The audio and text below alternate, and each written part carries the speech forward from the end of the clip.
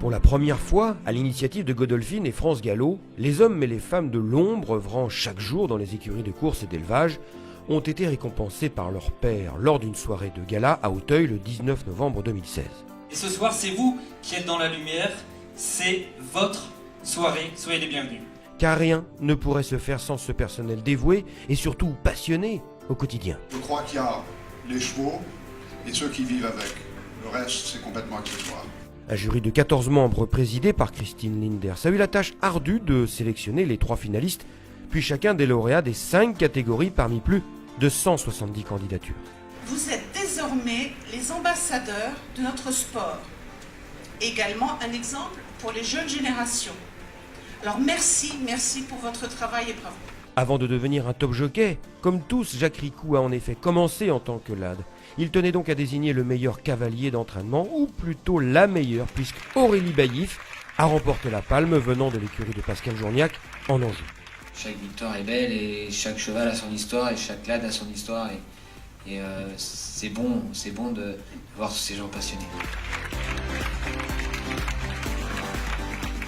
Le trophée du leadership est revenu au sud-ouest grâce à Jean-Bernard Roth, le premier garçon de Jean-Claude Rouget à Pau, qui dirige donc une équipe de 68 personnes.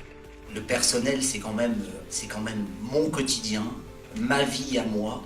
Et quand je mets en route cette énorme structure, j'en ai la chair de poule tous les matins. Côté élevage, la Normandie a décroché la victoire grâce à Antoine Bélanger, très soutenu par toute l'équipe du Haras des Monceaux.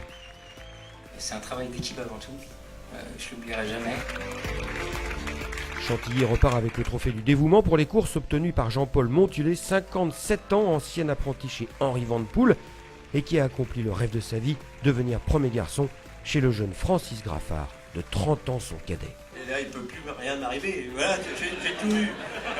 J'ai commencé ma carrière avec un homme qui avait l'âge de mon père, et j'ai fini avec un homme qui a l'âge de mon fils.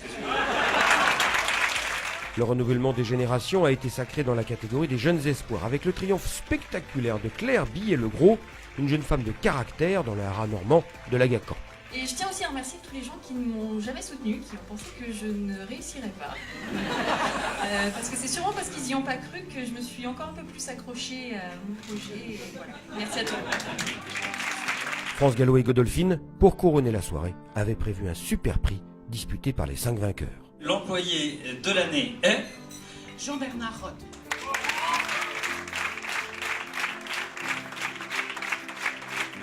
La passion et les émotions dans ces pièces sont incroyables. J'aurais adoré pouvoir les mettre dans une verre et les apporter partout dans le monde. Toute la profession était réunie. Les éleveurs, les entraîneurs, les jockeys et les salariés des écuries et des haras. Ça, c'est très important et il est important qu'ils participent de plus en plus à la défense de notre passion à tous. On le savait qu'il y avait des gens de talent, qu'il y avait des compétences, mais quand tout ça est rassemblé et qu'on a plus de 150 dossiers sous les yeux, on réalise à quel point on a un capital humain extrêmement riche et que c'est pas un hasard si on élève autant de bons chevaux, si on entraîne autant de bons chevaux en France. Au final, je trouve que c'est un truc top et à recommencer l'année prochaine en faisant encore un peu mieux.